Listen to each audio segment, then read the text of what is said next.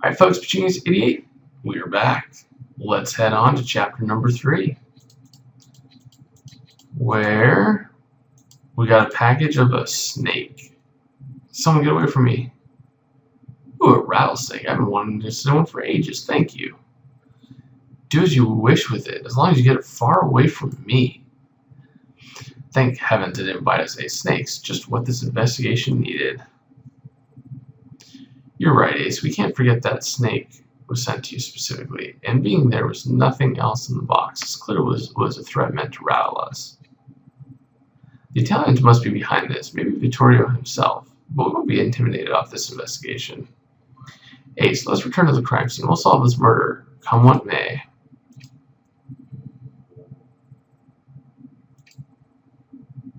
Oh wow, that's a good screen.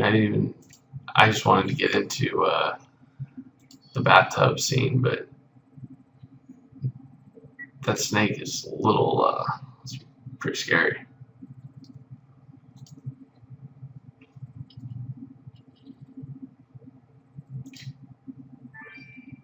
Alright, cool, we got a chess piece.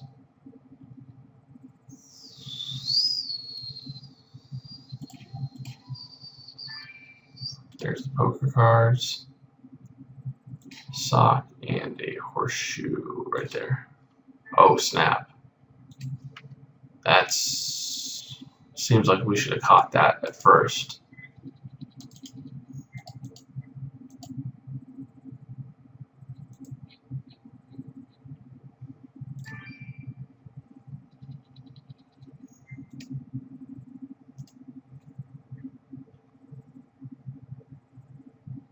Hey, Spinning Room should have been out of bounds for everyone, but I see you still found an array of clues. You're right, there's a thread attached to the spiked horseshoe. It says, "You'll pay for this, Vinny." Let's find out who sent it. Perhaps a sample of the dirty smudges on the note can tell us. That other journal has the initial CJ on it. Could it mean Catastrophe Joan? What is Joan's journal doing here? Let's unlock it to find out more. You also found 2 hands of poker, which means Vinny had company when playing. The white powder might lead to his partner. We need a sample.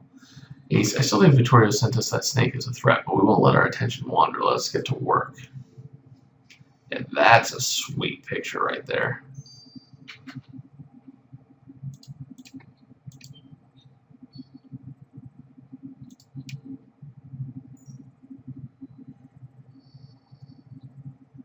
Do a profiler.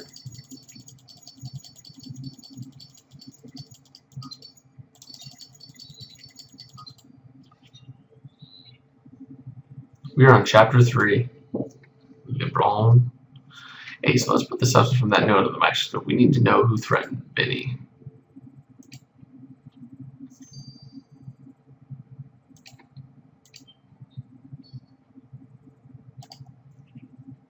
Oh crap, one of these. Alright, well, we have one of these every time.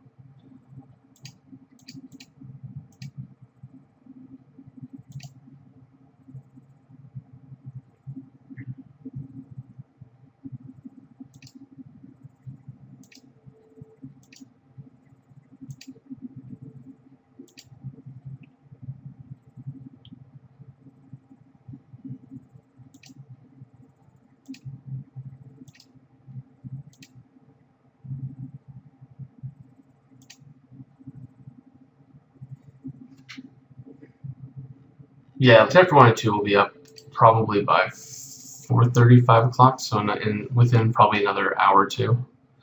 Ace's journal appears to be full of Catastrophe Joan's bounty exploits, except for this old newspaper article celebrated sheriff brutally murdered by Italian mobster Giovanni Costa. And underneath the article, Joan wrote, "Get revenge." Giovanni Costa, wasn't that Vinny's father? Found out he was killed years ago by that priest back in New Haven. Catastrophe Joan was seeking revenge for something Vinny's father did, but he died at the hands of someone else? I wonder if she then decided to take out her retribution on Vinny. The only way to find out is to speak with Catastrophe Joan immediately. Interesting. The plot thickens. Nice. Oh, rudder. Oh, I'm tired. Sorry, guys. That was my Roomba I barged back and I knocked him off his dock.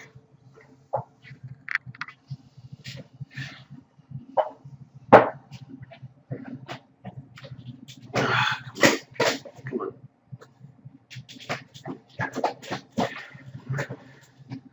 Well, I'll figure it out later. Ace, let's get the white powder from Benny's cards to Violet immediately and find out who he's playing with.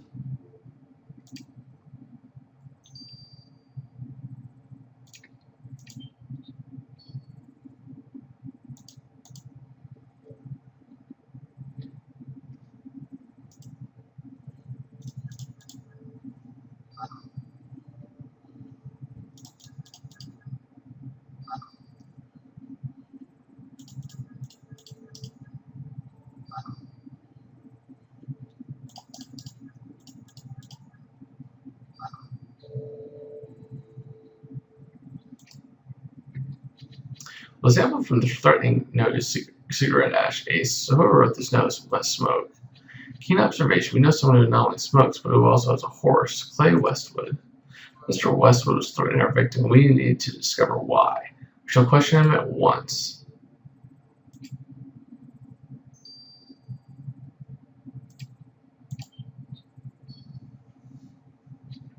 Hey, Joe, we found your journal, the one where you threatened revenge on Benny's father. Did you decide the sins of the father would be visited upon the son and kill Benny instead? Whoa there, Senior Brace. There are some serious accusations. I didn't kill Costa, though I did want to. His father murdered a dear friend of mine, someone I looked up to, the best darn sheriff and man I knew. Giovanni Costa slaughtered him in cold blood, and I could never forgive that. So you confronted Vinny about it, and that's how your journal ended up in his room. I'll have you know, I was lodging in that room before you people put Costa there. I must have forgotten stuff when I was kicked out in a hurry. I tried bribing Al to stay at the saloon, offered him to sign my Buffalo Bill poster because he's a fan, but he didn't budge. The truth is, I would have liked to off Costa, but someone got to him first, so you're barking up the wrong tree here, Signature Brace. Well, no, Clay had a horse when we first met him in this case. So we know he has a horse. It's that black stallion. Mr. Westwood, you said you knew nothing about Mr. Costa's murder, and yet we found your threat in his room. What was he to pay for? I guess you nailed me to the counter, Signature Brace. But he done me wrong. You see, when Costa was caught killing that farmer fella, he tried to escape using my horse. My poor bullseye couldn't make the jump over the fence and broke one of his legs. So you wanted Mr. Costa to pay for it. You're too darn right. My horse is my pride. Where I come from, men go to battle for less. Not to mention I've been offered a chance to do some trick riding for Buffalo Bill's show. No way I can do that now with a lame horse. Now I'm just traveling from town to town trying to make a buck playing poker. So excuse me if I'm not sorry Costa's dead.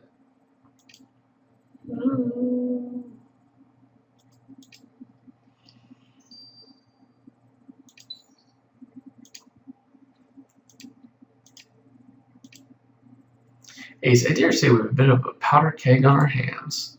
What do you mean, Viola? You know that powder snap you clicked from the poker cards in Vinny's room? I know who it belongs to, and you aren't going to like it. You see, it's a talc-based mix I myself concocted for Rose for when her prosthetic rubs against her arm. So are you saying Rose is playing poker with Vinny instead of standing guard? Unbelievable. Let's go talk to her at once. That shouldn't shock us at all that Rose was playing some poker.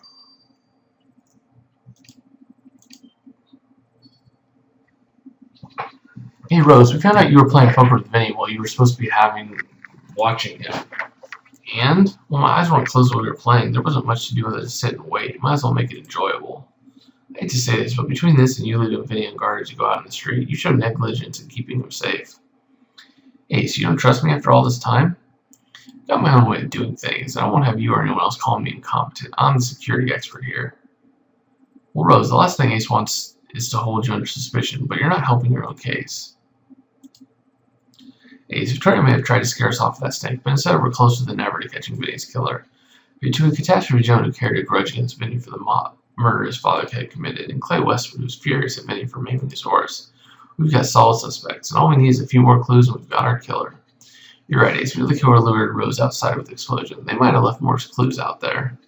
With the swiftness of a wild Mustang, let's go to Main Street.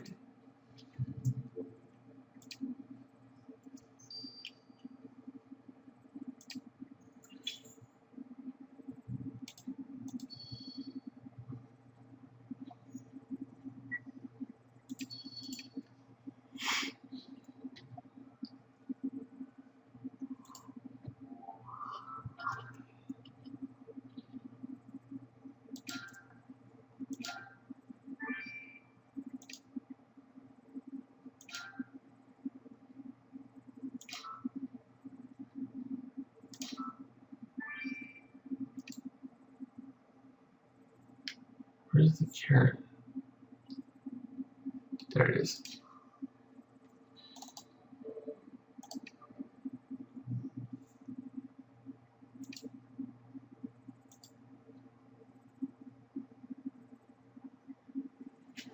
Hey, so new coming back here was a good idea. Those pieces of glass are covered in blood. These shards could have come back from the bottle that Cody used to slice Vinny's throat open with, and we must put them back together. And being that time is the essence, let's search that rubbish bin straight away.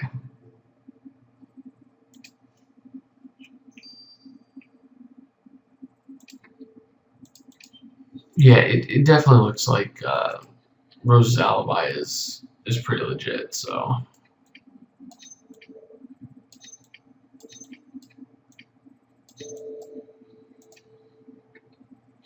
Ace, this bloody shattered bottle must be our murder weapon, but the only way to confirm it is to send to Viola. I don't know what else it could be, honestly.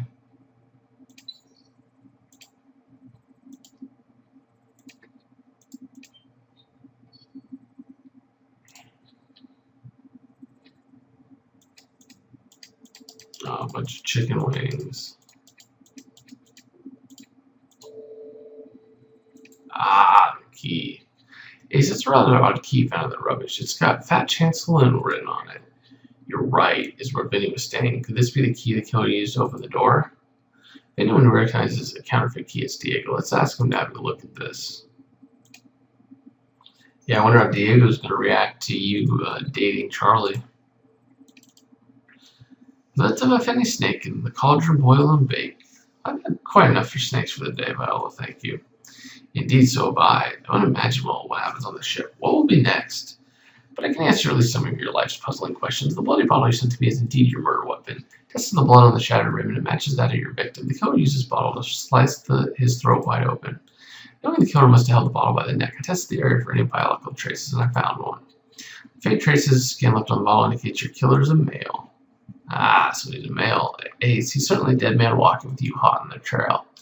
Alright, so it does look like it's probably Clay Westwood would be my guess. Again, we didn't really think it was Calamity Jane.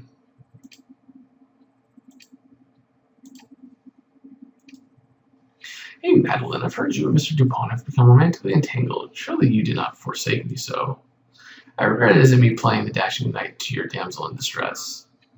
Right. Well, Diego, we need to know about that key we found. Was that duplicate made to open the victim's room?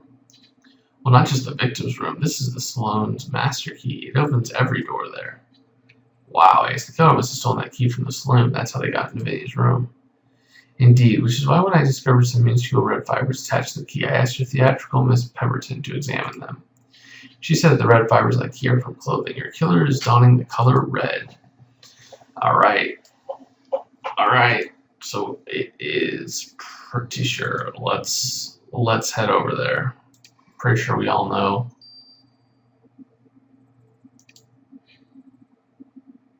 Yep, it's gotta be you. Because it's not him.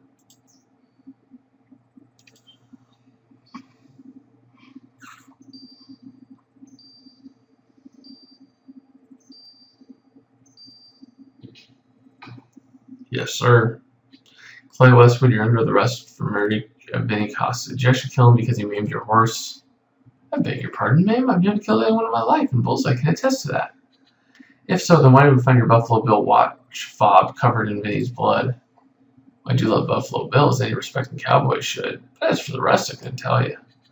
Try to tell us why we found your poker tournament handkerchief and the bomb you set to lure our guard away and kill Vinny. I'm a man of many pastimes, but bomb crafting isn't one of them. But I suppose drinking is, like the whiskey punch you found on the victim's hair? Or the broken alcohol bottle that you used to gouge Vinny's throat wide open? Ma'am, fine. I'll quit beating the devil around the stump. Yeah, I killed Costa. That man was going to ruin everything the Italians are trying to set up here, and I couldn't let that happen. So you did this because of the Italians. I knew Vinny's death had to be linked to Vittorio somehow. I wasn't always on their side, mind you. When I saw them folks' lands being stolen away from them and got angry, I looked at the Italians ready to commit them to the bone orchard. But then they told me Vittorio's plan to bring them to the railroad, which meant more people, more farms, more work. I'd be able to make a decent living again. So you killed Vinny to silence his testimony against Vittorio. Darn right I did. Wasn't even hard, just had to steal Al's master key and distract that copper away. I don't regret it. I bet you was going to make Coyote Gorge great again. And I wasn't going to let a good-for-nothing maggot ruin that. Well, Mr. Westwood, you won't be enjoying Coyote Gorge greatness anytime soon, because now you'll be an inmate under arrest.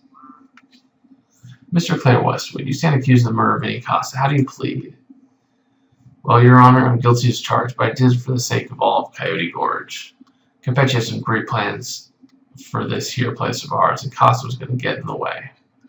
Well, Mr. Westwood, Victoria Campeche is a notorious mob leader and someone we were trying to arrest for quite some time.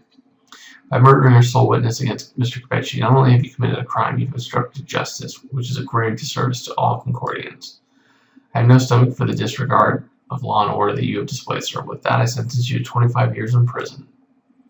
I'll take my punishment, but someone please look after my dear Bullseye for me. Now we'll put him down just to dig that knife in a little bit deeper. Ace, I can't believe Clay Westwood believed Victoria's lies enough to kill a man. Victoria will improve life in Coyote Gorge. What nonsense. He only cares about his own power, and he'll remove any obstacle in his way. Just look at the way Providence Town suddenly packed up and left town. I bet you anything Victoria was behind that, too. He was. Ace, I know why everyone left the town. Vittorio and his men are on the street. He's challenging us to a showdown. Oh, snap. Oh, and I didn't mean that about Bullseye. I like Bullseye. She can be our horse that we ride around. Holy moly, man. So we'll go straight into Chapter 4. We'll see you guys in the next chapter. This has been Pitching Ace 88. Over and out.